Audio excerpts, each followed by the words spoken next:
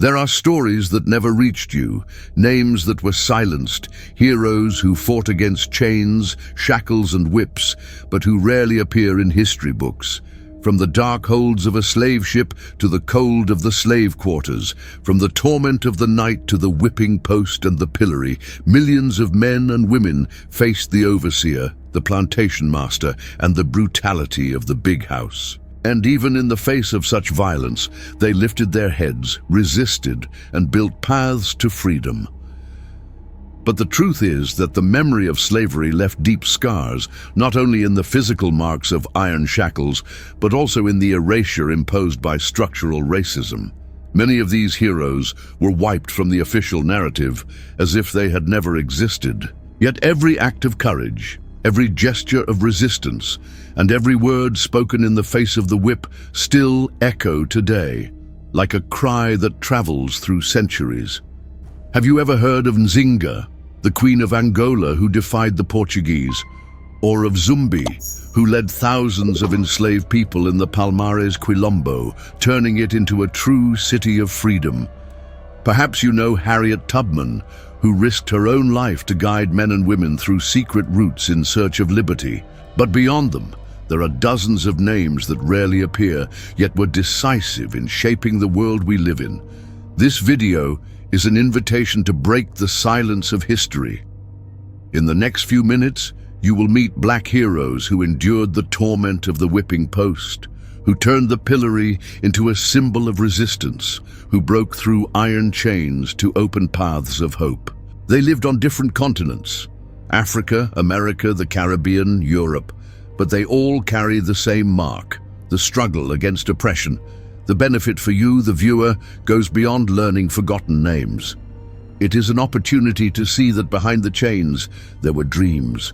Behind the overseer there was courage. Behind the slave ship there was the hope that one day freedom would prevail. These stories are more than historical facts.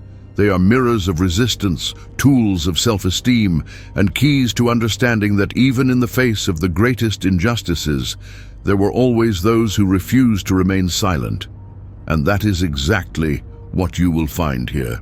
Throughout this narrative documentary, every hero you discover will be an invitation to reflect on how memory has the power to heal, to strengthen, and to transform. We will rescue voices that were silenced, but that remain alive every time someone remembers them. That is why I ask you, stay with me until the end. Allow these voices to echo within you as well, because learning about these black heroes of world history is not just an act of knowledge. It is an act of justice, of resistance, and of liberation. The introduction you just heard opened a door to a forgotten universe. But before we dive into the names of these black heroes who defied the impossible, we need to understand why they were hidden from history. The answer is not simple, but it begins with the structure built during centuries of slavery. When the first slave ships crossed the Atlantic, bringing men and women chained in inhuman conditions, it wasn't just their physical freedom that was stolen. It was also their identity, their culture, their voice. Inside the slave quarters, life was marked by iron chains, whipping posts and pillories, symbols of pain and control. The overseer watched every move. The plantation master maintained absolute power in the big house, and the brutality of the whip turned bodies into living scars. But even more cruel than these visible marks was the attempt to erase stories, dreams, and memories. This erasure did not happen by accident. It was deliberate. The white elite that controlled plantations, colonies, and empires knew that if the enslaved were seen as human beings with courage, wisdom, and leadership, it would be impossible to justify the system. So they created narratives where black people appeared only as victims, never as protagonists, where slave quarters were described as workplaces, not as overcrowded prisons, where the torment of the night, those hours when women were forced to serve inside the big house, was treated as the master's right, not as a brutal crime. The official history, written by those in power, turned heroes into shadows. Zumbi of Palmares, for example, was long portrayed only as a rebel. Harriet Tubman, for decades, was remembered only as an ex-slave, without recognition for her strategic genius. Toussaint Louverture, leader of the Haitian Revolution, was labeled a mere agitator instead of one of the greatest military strategists in world history. This pattern repeats itself, erasing black protagonism and reinforcing the myth of inferiority. For centuries, school books spoke of plantation masters and great generals, but almost never of the women and men who resisted inside the slave quarters, who confronted the overseer, defied the whip, and broke shackles. But memory is stubborn. Even with attempts at silencing, stories were preserved in the songs of quilombos, in whispered prayers uttered in the pain of the whipping post, in the voices that echoed through the pillories. Every act of resistance, escaping, hiding a companion, secretly feeding a child, planning a rebellion, was also a way to keep the flame of freedom alive. And here lies the contrast. While the big house wrote its records, exalting the wealth of sugar, cotton and coffee produced through suffering, inside the slave quarters, true heroism was lived and passed down orally. Knowledge traveled from mouth to mouth, generation to generation, until it reached our days as a heritage of resistance. Structural racism, inherited from the era of slavery, continues to fuel this erasure. It is not only in the missing books, but also in the way we learn to value certain names while ignoring others. It is in the monuments erected for plantation masters, while the ground stained with the blood of the enslaved is rarely remembered. It is in museums that preserve weapons, crowns and swords, but say little about the shackles and iron chains that upheld entire empires. That is why rescuing these black heroes is more than telling a beautiful story. It is doing justice. It is looking back and seeing that behind every torment of the night, there was a woman who resisted. Behind every whipping post, there was a man who dreamed. Behind every slave ship, there were cultures, kingdoms, and traditions that refused to die. Forgetting is not just an innocent absence. It is a strategy of power. When a people do not know their heroes, they are easier to manipulate. When a black child grows up without references to leaders who look like them, racism gains strength. When a society learns only the history of the big house and never of the slave quarters, it repeats the same inequalities of the past. But this video is an antidote to forgetting. It is the recovery of voices that crossed the ocean in chains, survived the torment of the night, defied the overseer, and turned slave quarters into cradles of resistance. It is proof that despite all efforts to silence, the memory of our heroes cannot be buried.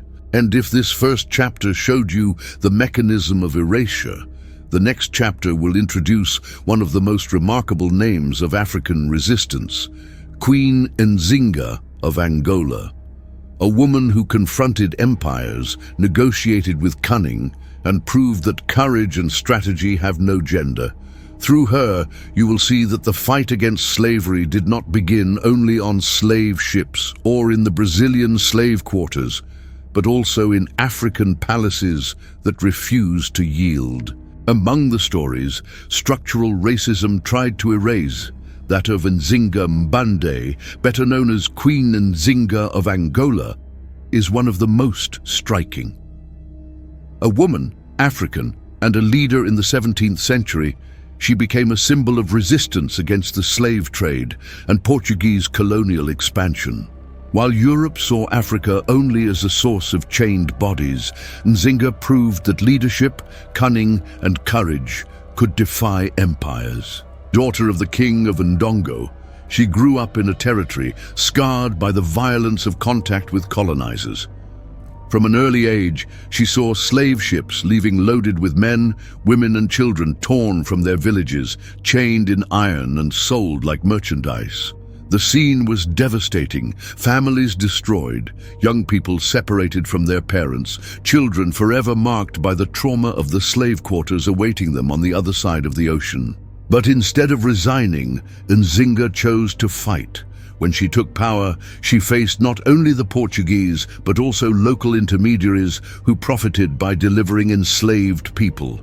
Her rule was marked by innovative strategies, bold alliances, and diplomacy that defied the rules imposed by the colonial big house. One of the most remembered episodes was the negotiation in Luanda.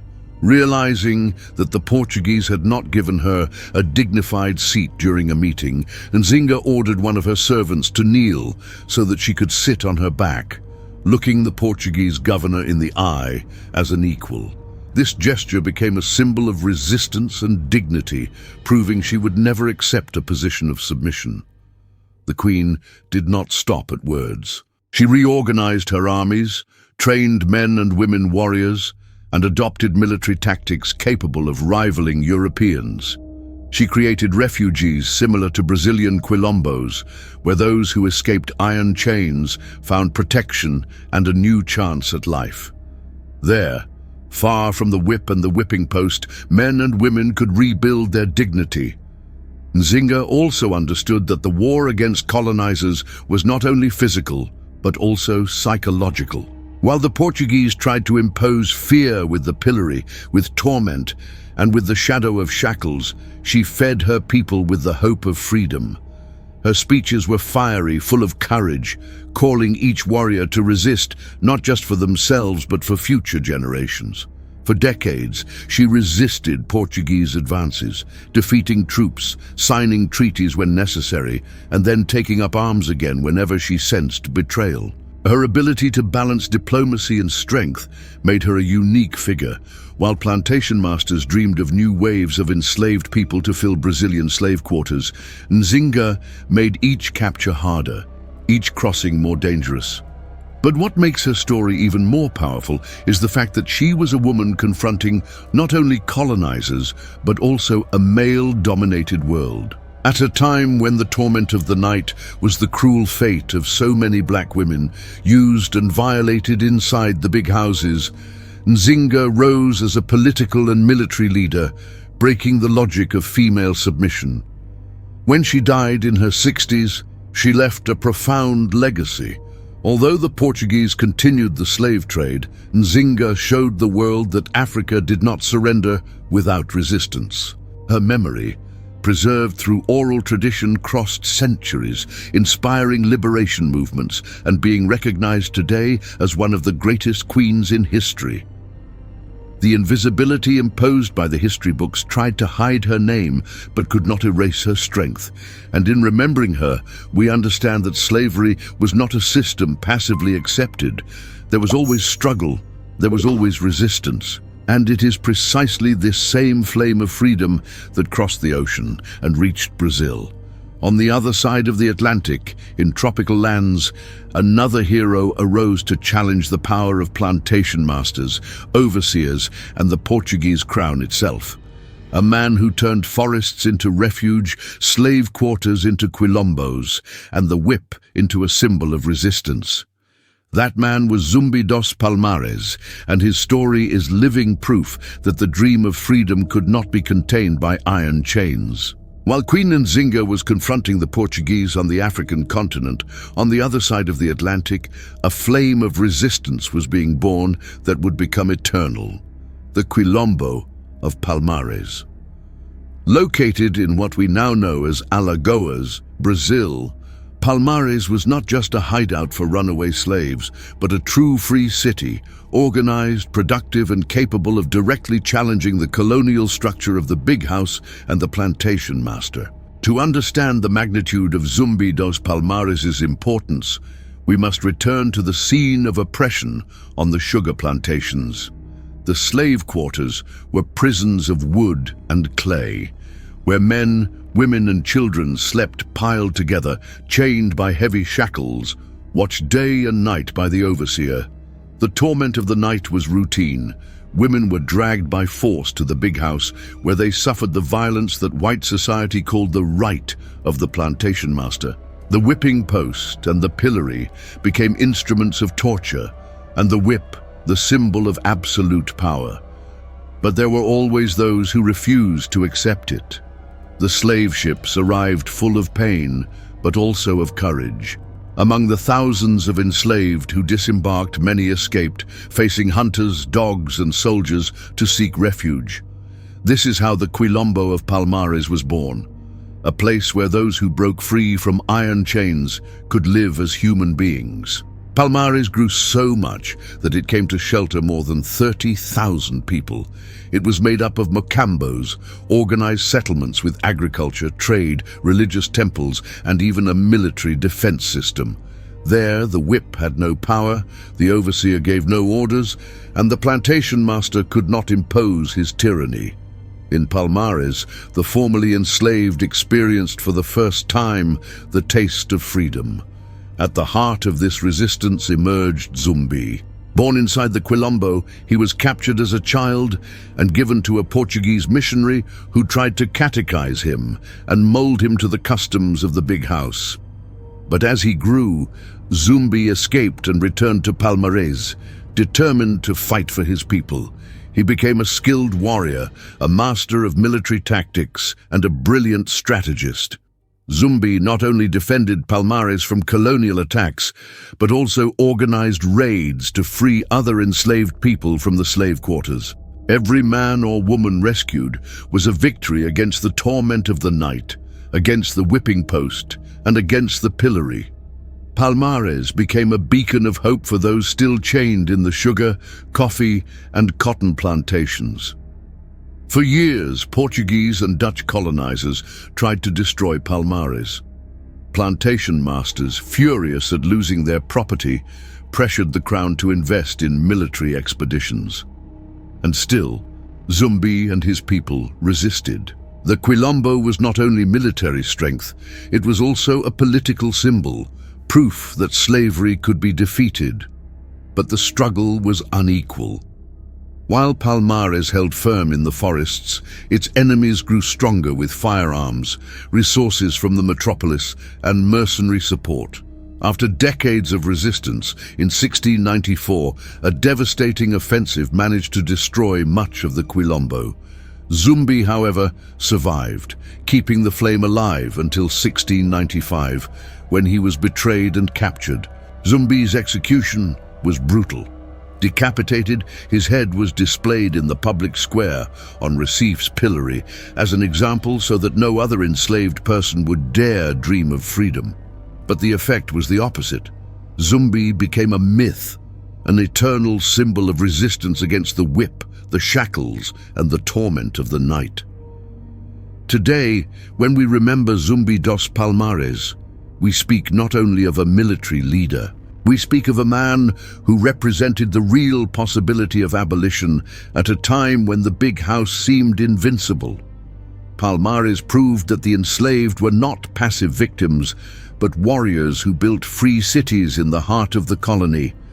Zumbi's legacy still echoes today. He is celebrated as a national hero in Brazil, especially on Black Consciousness Day, but his name is also recognized throughout the African diaspora as an example of courage. Palmares reminds us that even when everything seemed lost, when the overseer raised the whip, when the whipping post chained bodies, when the slave ships sailed full, there was still resistance.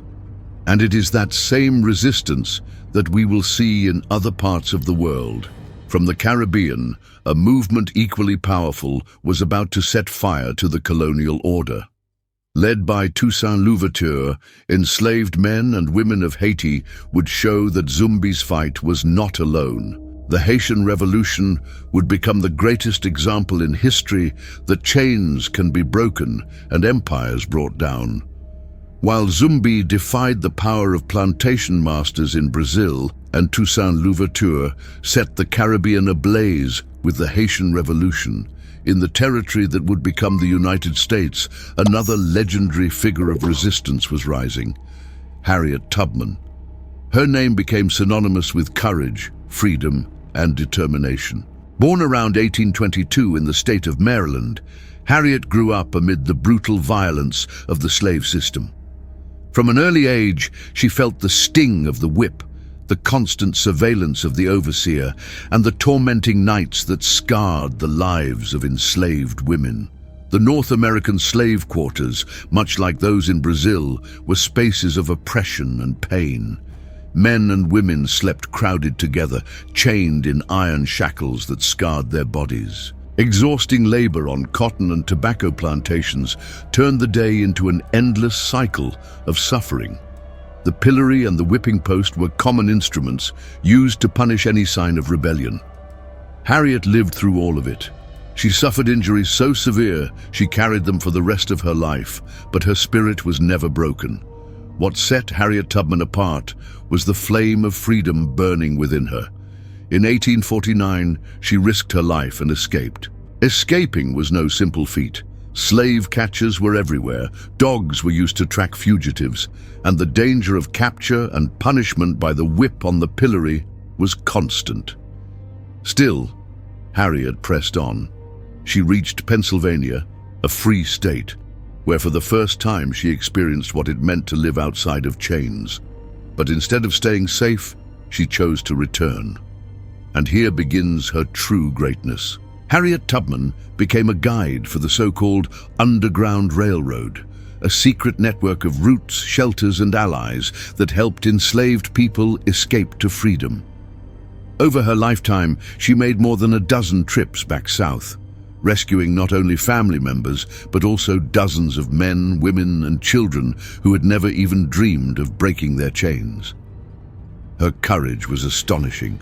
Harriet carried no sophisticated weapons, no armies, but relied on intelligence, knowledge of the land, and unshakable determination. She knew how to move silently through forests, cross rivers, and outwit pursuers. She led entire groups on nighttime journeys, always under the threat of death. And when any fugitive hesitated, too afraid to continue, Harriet used firm words: liberty or death. That motto guided her steps. The impact of her fight was so great that Harriet Tubman became known as the Moses of her people. Just like the biblical figure who led the Hebrews out of slavery, she led her people out of oppression. Every life saved was an affront to the system, a blow against the structural racism that upheld the North American plantation masters. But Harriet did not stop there.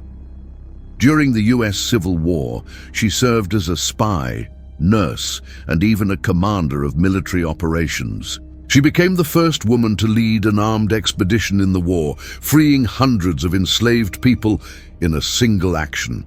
This happened in 1863, at the height of the conflict, and it proved to the world that her courage had no limits. Despite all her heroism, Harriet Tubman faced the invisibility that always haunted black heroes. After abolition, she lived in financial hardship, without official recognition for many years. It was only later that her name began to be celebrated as it deserved.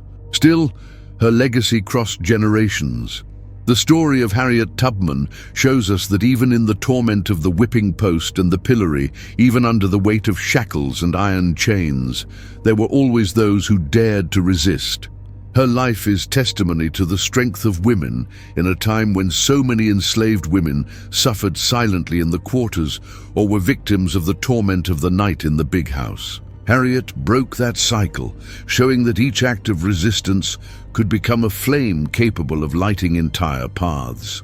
Just as Zumbi dos Palmares symbolized the fight for freedom in Brazil, Harriet Tubman became the face of resistance in the United States. Both proved that slavery was not only pain and submission, but also courage and struggle.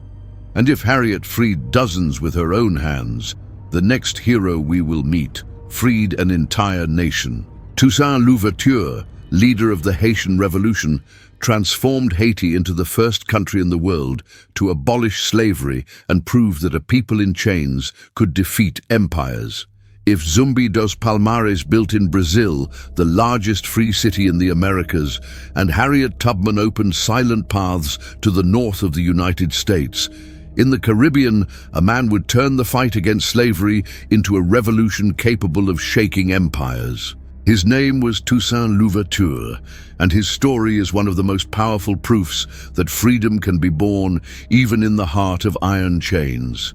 Haiti, then called Saint-Domingue, was France's most profitable colony. The sugar and coffee plantations enriched Europe's big houses, but that luxury was sustained by the suffering of hundreds of thousands of enslaved people. In the slave quarters, men and women were treated like work machines, watched by the overseer, punished at the whipping post and the pillory, and marked by the lash until their bodies became living scars. The torment of the night was also part of this routine. Women were torn from their children and dragged away to satisfy the master's desires.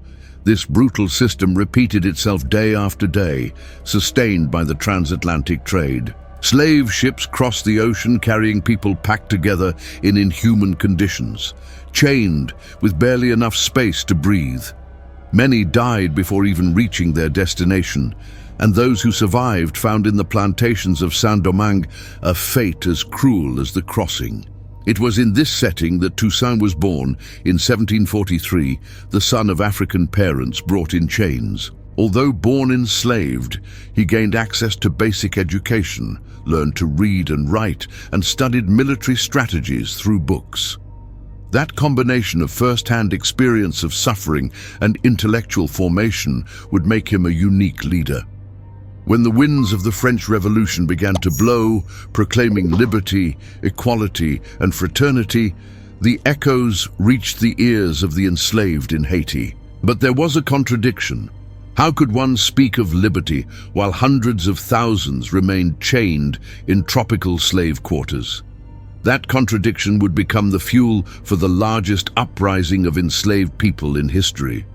In 1791, a rebellion exploded. Men and women fled the plantations, set the big houses ablaze, destroyed mills, and organized themselves into true armies. Among the leaders who emerged, Toussaint stood out for his intelligence, discipline, and strategic vision. He was not just a warrior. He was a general capable of facing the most powerful armies in the world. The Haitian Revolution was bloody and long. The French sent troops, the Spanish tried to intervene, and even the British got involved, fearing that the example of freedom would spread to their own colonies. But led by Toussaint, the formerly enslaved resisted. They turned the forest into a shield, their knowledge of the land into a military advantage, and their thirst for freedom into fighting strength. Toussaint was not only a military strategist, he was also a skilled statesman. He knew how to forge alliances, navigate contradictions, and at the same time keep united a people who carried the scars of the whip, the whipping post, and the shackles. He understood that the struggle was not only against French soldiers, but against an entire global system that profited from slavery. In 1801, he proclaimed a constitution that abolished slavery throughout the colony, declaring that all men were born free. This measure was a direct blow to the heart of the structural racism that underpinned the European economy. For the first time, the descendants of enslaved Africans not only won their freedom, but also the right to govern themselves. France's response was brutal. Napoleon Bonaparte sent thousands of soldiers to crush the revolution and restore slavery. But even in the face of French military might, Toussaint and his people resisted with astonishing ferocity. Though he was captured and taken to France, where he died in 1803, his struggle was not in vain. His companions continued the fight, and in 1804, Haiti declared its independence, becoming the first country in the world to completely abolish slavery. The impact was devastating for the colonial powers. Haiti became both example and threat, example to enslaved peoples who saw that freedom was possible, and threat to plantation masters and slave traders who feared seeing their empires collapse. Haitian independence came at a cost. European countries isolated the new nation, and the United States took decades to officially recognize it, fearing the revolution would inspire its own enslaved population. But nothing could extinguish the flame lit by Toussaint Louverture. His memory is proof that even the most oppressed people can rise up against chains, whips, and torment. The Haitian Revolution was more than a rebellion. It was a cry that traveled the world, affirming that human dignity cannot be chained. Just like Zumbi in Palmares and Harriet Tubman in the United States, Toussaint Louverture proved that slavery was not an inevitable destiny. It was a system that could be confronted, overthrown, and defeated. And if Haiti showed that an entire nation could be born from the ashes of the slave quarters, our next hero would show that even at the heart of the struggle for U.S. independence, black blood was shed first. That man's name was Crispus Attucks, and his story reveals how American freedom began with the sacrifice of a descendant of the enslaved.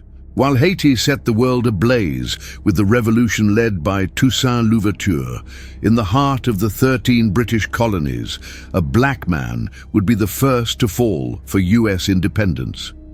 His name was Crispus Attucks, and although his death was decisive for the cause of American liberty, his memory was long erased by the same mechanisms of invisibility that silenced so many black heroes. Little is known for certain about his life. Born around 1723, Crispus was the son of an enslaved African and a Wampanoag indigenous woman. That origin already placed him on the margins, living between two worlds constantly persecuted by the colonial system. Many historians believe that in his youth he was enslaved and escaped a master's control, fleeing the slave quarters and the shackles that defined so many lives. For years he worked as a sailor and a dock worker, harsh, dangerous jobs, but ones that offered a measure of autonomy. Crispus lived daily alongside other poor men, many also descendants of the enslaved, all subjected to a system that favored the powerful of the colonial big house. The pillory and the whip were ever-present threats to anyone who dared defy orders. It was in this context that on March 5th, 1770, the episode known as the Boston Massacre took place. British troops had been sent to quell colonists' protests against high taxes imposed by the Crown. Tensions rose when a group of unarmed citizens began confronting the soldiers verbally. Among them was Crispus Attucks, who was at the front of the crowd. Suddenly, shots rang out. In seconds, the street was filled with smoke and blood. 4 men fell dead, and the first was Crispus. His body hit the ground before all the others, making him the first martyr of the American Revolution. Yet despite the importance of his death, Crispus Attucks's memory was treated ambiguously. For many revolutionaries, he was an uncomfortable symbol. How could they celebrate American freedom with a descendant of the enslaved as the first hero, while thousands of black people were still chained in slave quarters and punished at the whipping post and pillory? Thus, his story was often minimized or omitted in school books, as if his color were a detail to be silenced. Even so, for the black community, Crispus became a symbol of resistance and pride. His sacrifice showed that the descendants of Africans were also willing to fight and die for freedom, even when that same freedom was still denied to them.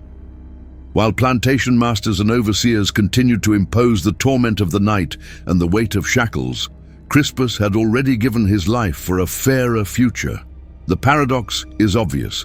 The United States was born with speeches about equality and liberty, yet continued to uphold slavery for nearly a century after Attucks's death.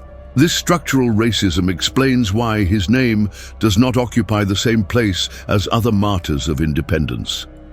He was remembered, but almost always in the background, as if his color diminished the value of his sacrifice. Today, however, Crispus Attucks's memory is reclaimed as a symbol of struggle. He represents all those who, from the slave ship to the slave quarters, from the whip to the whipping post, dared to defy a system that seemed invincible. His life and death show that the story of American freedom cannot be told without recognizing the black blood shed at its origins. And if Crispus Attucks opened the way with his sacrifice, The next name we will meet made words her greatest weapon. A woman who, after escaping slavery, became one of the most powerful voices of the 19th century, fighting not only racism, but also sexism. Her name was Sojourner Truth, and her story shows how women's resistance was just as decisive as men's. Among the heroes, history tried to silence. The voice of a woman rang louder than the crack of the whip and stronger than iron chains. Her name was Sojourner Truth, and her life proves that resistance is born not only on battlefields with swords or guns, but also in the power of speech, in the testimony of courage, and in an unshakable faith in a future of freedom. Born in 1797 in the state of New York, Sojourner was enslaved from childhood. She grew up amid the pain of American slave quarters, where shackles bound not only feet, but also dreams. As a young girl, she was sold several times, treated like merchandise in the hands of different masters. Each change brought new torment of the night, new humiliations, new punishments at the whipping post or the pillory. Physical and psychological violence was constant, and the overseer watched her steps as if her life did not belong to her. Despite everything, Sojourner carried within her a flame no chain could extinguish. In 1826, she escaped with her young daughter. She fled in silence, leaving the slave quarters behind, but carrying with her the scars of the whip and the memory of all the women who could not flee. From that moment on, she decided to turn her pain into a voice. After the abolition of slavery in the state of New York, Sojourner dedicated herself to fighting for the rights of freed black people and, above all, for women. She became a preacher, speaker, and activist. She traveled through several cities, delivering a message of courage and hope. But the moment that immortalized her came in 1851 at the Women's Rights Convention in Ohio. There, before an audience made up mostly of white men and elite women, Sojourner raised her voice and delivered a speech that would enter history. "Ain't I a woman?" In that address, she directly challenged the era's structural racism and sexism. While many argued that women were fragile and should not fight for rights, she reminded them that, as a black woman, she had carried heavy loads, planted, harvested, suffered under the lash, seen children sold into slavery, and still stood tall. Her question was simple and devastating. How could they deny her humanity? That moment revealed the depth of her struggle. Sojourner Truth did not speak only for herself, but for all black women who had been violated in the torment of the night, punished at the pillory, chained in invisible shackles of silence. Her voice echoed on behalf of the mothers who wept for stolen children, the wives who watched their husbands die at the whipping post, and the daughters who grew up under the weight of racism. The power of her message lay in the contrast. On one side, the big house with its speeches of superiority. On the other, the reality of the slave quarters, where true humanity resisted. Sojourner showed that there was no greater contradiction than denying dignity to those who had sustained the wealth of an entire nation. Throughout her life, she continued to travel, speak, and inspire crowds. She fought for the end of slavery in all states, for the inclusion of black people in society after abolition, and for equality between men and women. She never stopped denouncing the structural racism that sought to turn freed blacks into second-class citizens. She died in 1883, but her voice remains alive. "Ain't I a woman?" is still repeated today as a symbol of black women's struggle against the dual oppression of racism and sexism.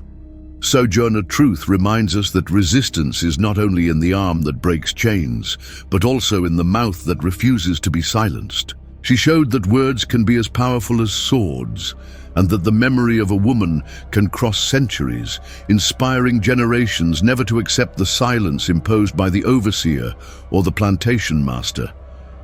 And if Sojourner gave us the word as a weapon, the next hero we will meet used writing and oratory to challenge the slave system on an even broader scale. He was born enslaved, knew the whipping post and the lash, but transformed himself into an intellectual, writer, and advisor to presidents. His name was Frederick Douglass, and his life proves that the pen could be as liberating as escaping from the slave quarters. Among all the heroes who defied slavery, few had a trajectory as remarkable as Frederick Douglass. Born in 1818, on a farm in the state of Maryland, he knew from an early age the weight of shackles and the pain of the slave quarters. The son of an enslaved woman and a white man, possibly the plantation master himself, his life began already marked by the brutal inequality that divided the big house from the misery of the quarters. As a child, Douglass was separated from his mother, a common practice among enslavers. The goal was simple: break bonds of affection, turn men and women into work tools, and thus prevent any unity against the system. He grew up under the constant watch of the overseer, who punished any sign of insubordination with the whip. The whipping post and the pillory were constant presences, reminding everyone that rebellion came at a high price. But something in Douglass set him apart: a thirst for knowledge. When he was sent as a youth to serve in Baltimore, he came into contact with a woman who at first began to teach him to read. Later, forbidden by her husband, who claimed that a literate black man is unfit to be a slave, she stopped the lessons. But the little he had learned was enough to open doors. Determined, Frederick began to observe, listen, and steal fragments of knowledge until he taught himself to read and write. This simple act was revolutionary. In a society that used iron chains, whips, and the torment of the night to maintain order, literacy became Douglass's secret weapon. Reading gave him awareness of his condition, of the injustice of the system, and of the possibility of dreaming of freedom. In the words he found in books, he discovered a power the overseer could not control. After several failed attempts, Douglass escaped in 1838, disguised as a sailor. He left behind the whipping post, the pillory, and the quarters, but carried with him the mission of fighting for all those still bound in chains. Settled in the North, he began attending abolitionist meetings, where he soon stood out as a speaker. His voice was striking. He spoke with the authority of one who had lived slavery firsthand and with the eloquence of an intellectual. In 1845, he published his autobiography, Narrative of the Life of Frederick Douglass, an American Slave. The book shocked society at the time. In its pages, he described the torment of the night, the scars of the whip, the muffled cries in the slave quarters, the violence of overseers, and the hypocrisy of plantation masters who went to church while torturing human beings. His narrative exposed the raw reality of slavery, dismantling the justifications of structural racism. The impact was so great that Douglass had to temporarily exile himself in Europe, fearing recapture as a fugitive. In England, he received support and recognition, and upon returning to the United States, he was already a symbol of the abolitionist struggle. He founded newspapers, wrote articles, delivered speeches, and became an advisor to presidents, including Abraham Lincoln. But Douglass did not fight only for abolition. He also defended full equality between blacks and whites, men and women. For him, true freedom meant not only breaking iron chains, but also destroying the invisible structures of structural racism that would continue to imprison the freed even after abolition. His oratory was electrifying. In speeches like, "What to the slave is the 4th of July?" he denounced the hypocrisy of a country that celebrated independence while keeping millions chained. His words were inverted whips, striking the conscience of society and exposing the wounds hidden beneath America's facade of liberty. Frederick Douglass lived long enough to see the abolition of slavery in 1865, but he never stopped fighting. He denounced segregation, prejudice, economic marginalization, and the structural racism that persisted even after the official fall of the slave quarters. He died in 1895, leaving behind an immortal legacy. His life shows us that the struggle for freedom does not take place only in quilombos or on battlefields. It also happens in the written word, in the courage to narrate, in the audacity to confront the big house with books instead of swords. Douglass proved that the memory of the enslaved could not be erased because truth, once written, becomes indestructible. And if Douglass showed the power of writing, our next chapter will reveal how Africa continued to produce leaders who defied colonialism and the slave trade.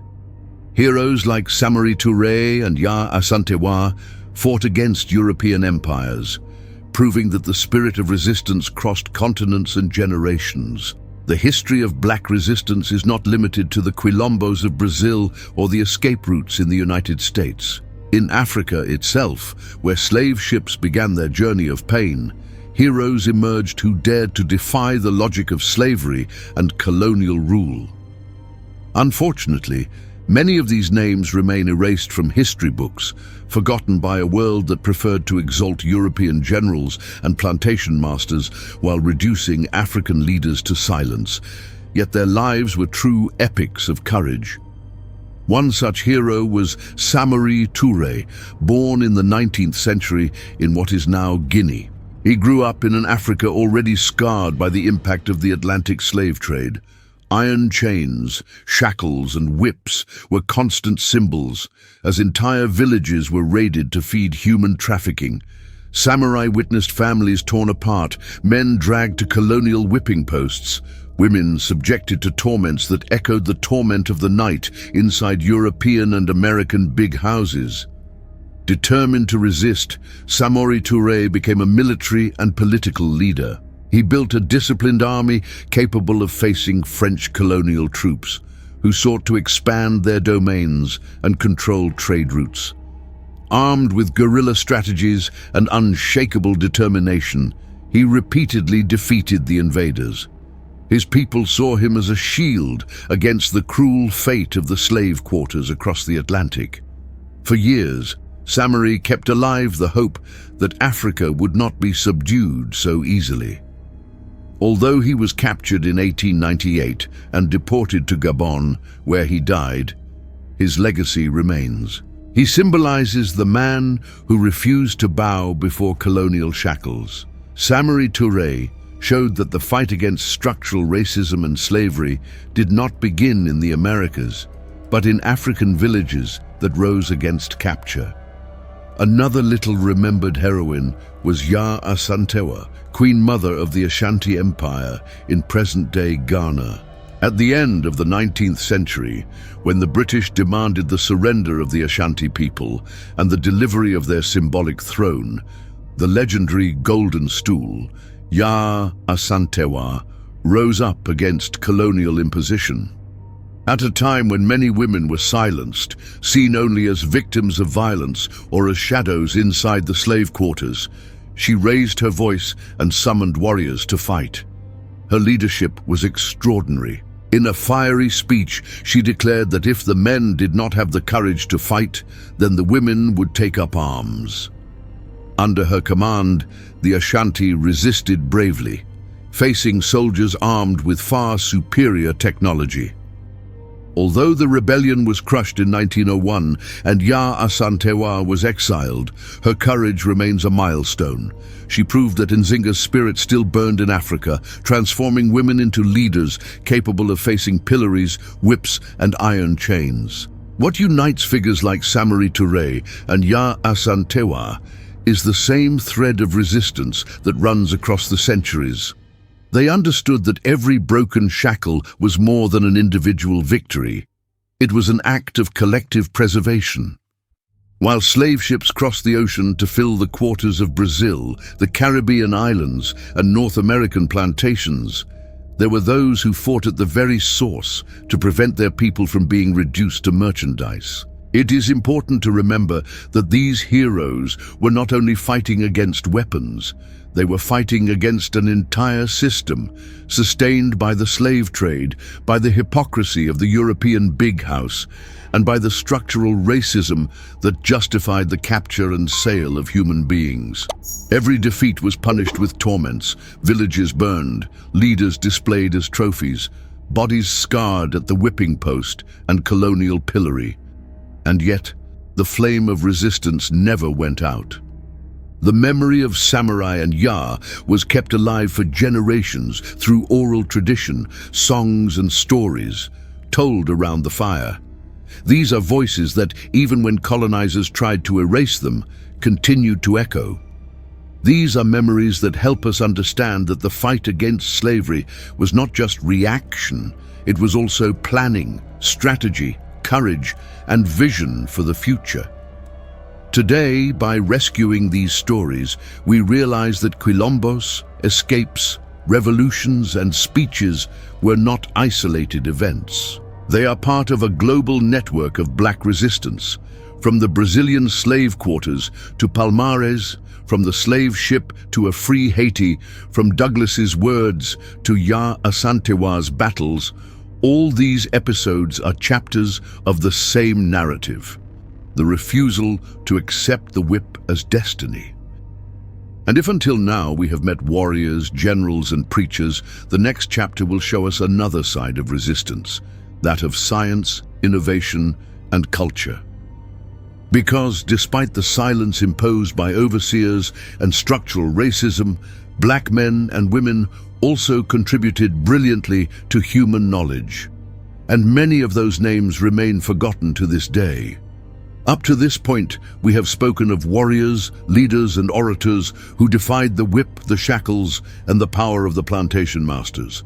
But black resistance also shone in areas often ignored: science, culture, and innovation. Heroes who were born in contexts marked by the whipping post, the slave quarters, and the torment of the night still managed to leave contributions that changed humanity. Structural racism, however, made their names invisible, while others, white, received the credit. One such hero was Benjamin Banneker, born in 1731, the son of formerly enslaved parents. From an early age, he showed extraordinary talent for mathematics and astronomy. At a time when the big house reserved knowledge only for whites, Banneker built a working wooden clock entirely on his own, studied the stars, and created almanacs with precise astronomical predictions. These almanacs were used by farmers and navigators, proving their practical importance. Even so, he faced prejudice. Many refused to believe that a black man could master complex sciences. The invisible weight of shackles still followed him, not in iron chains, but in social barriers built by structural racism. Yet Banneker managed to challenge those chains, showing that intelligence has no color. Another forgotten name is Granville Woods, a 19th century African-American inventor known as the Black Edison. Born in 1856, just a year before abolition in some states, Woods grew up in an environment still haunted by the specter of the slave quarters and the fear of the pillory. Despite this, he managed to register more than 50 patents in his lifetime. His inventions included improvements to the telegraph, the electric brake system, and communication devices used on trains. What is most impressive is that many of these inventions were used to transform transportation and industry, impacting millions of lives. Yet, because of structural racism, he had to fight in courts against powerful businessmen who tried to steal his credit. Woods lived under a different kind of torment, not the torment of the night in the big houses, but the historical erasure that insisted on denying him his place. In culture, resistance also flourished. Enslaved people torn from their lands on slave ships brought with them music, dances, and traditions that survived even in the most hostile environments of the quarters. The drum, for example, became a symbol of communication and resistance, passed down through generations despite the overseers' vigilance. Later, These cultural expressions would give rise to genres like blues, jazz, and samba, which today are treasures of humanity. These heroes of science and culture remind us that the fight against slavery was not only about breaking visible chains. It was also about preserving knowledge, creating beauty in the midst of pain, transforming suffering into art and innovation. Even in the face of the whip and the whipping post, they found ways to affirm their humanity. By rescuing their names, we dismantle the narrative built by the big house, which always tried to reduce black people to mere forced laborers without intellectual ability or creativity. That lie served to justify the torment of the night, the shackles and the pillories, but every invention of Woods, every astronomical calculation of Banneker, and every drumbeat in the slave quarters screams against that falsehood. Black resistance, therefore, is multiple. It is in liberation wars, in hidden quilombos, in clandestine routes, but also in the pages of a book written by Douglass, in the skies observed by Banneker, in the rails transformed by Woods's inventions, and in the melodies that were born from pain but blossomed in freedom. And if these heroes proved that intelligence and creativity could survive the whip, our last step in this journey is to reflect on the collective legacy they all left behind. Men and women who defied the whipping post, the slave ship, the quarters, and structural racism offer us today more than inspiration. They offer tools to continue the fight for dignity and equality. We have reached the end of this journey through stories that, for a long time, were silenced. Over the centuries, the memory of black peoples was marked by the whipping post, the pillory, and the lash, symbols of a system that tried to turn human beings into merchandise. In the slave quarters, men and women chained in shackles and iron chains dreamed of freedom, even when the torment of the night reminded them daily of the brutality of the big house and the plantation master. Yet, despite all the pain, the flame of resistance never went out. We witnessed the courage of Queen Nzinga, who defied Portuguese colonizers and turned every negotiation into a symbol of dignity. We walked through the forests of Brazil with Zumbi dos Palmares, who built the largest quilombo in the history of the Americas, proving that freedom could be built collectively.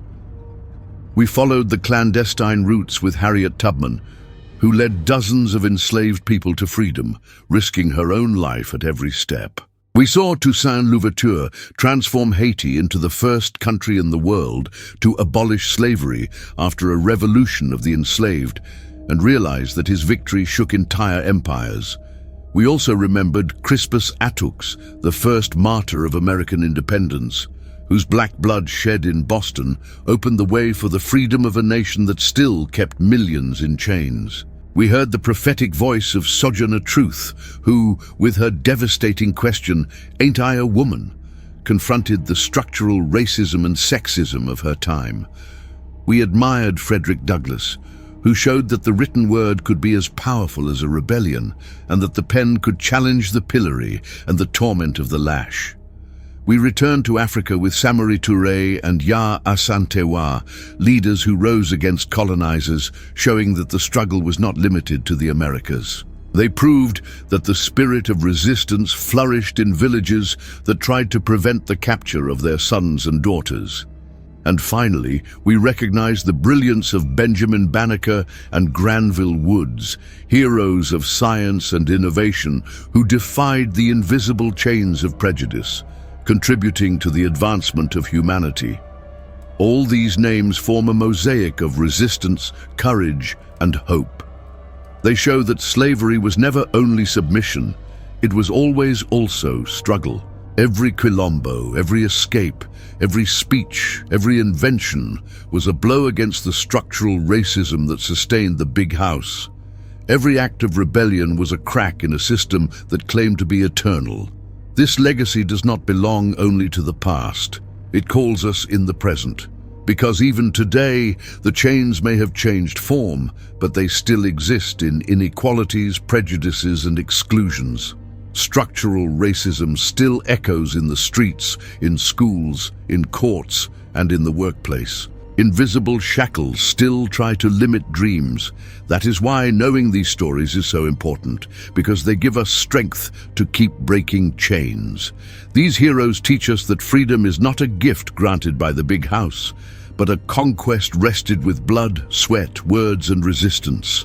They teach us that dignity cannot be negotiated, that every human being has the right to live without fear of the whip, without fear of the whipping post, without fear of being silenced. And this is where your participation, viewer, becomes essential. By watching and sharing this video, you become part of this chain of memory. You help break the silence that for centuries tried to hide these names. You keep alive the heritage of struggle that began in the slave quarters, crossed the slave ships, ignited quilombos, and reached us today. May every time we remember Nzinga, Zumbi, Harriet Tubman, Crispus, Sojourner, Douglass, Samory, Banneker, and Woods, we also remember the millions of anonymous men and women who resisted, even without seeing their names recorded in history. They are our invisible heroes, but no less great. The legacy that belongs to us is one of courage, freedom, and resistance. It is the certainty that no whip, no pillory, no torment of the night can silence a voice that insists on rising. And it is this legacy that we must carry into the future, to fight for equality, for justice, and for dignity, so that never again will a people be treated as property. So, if this story touched you, do not let it fade away. Subscribe to the channel, share this video, and be part of the resistance that keeps alive the memory of the black heroes of world history. Because remembering is also an act of liberation.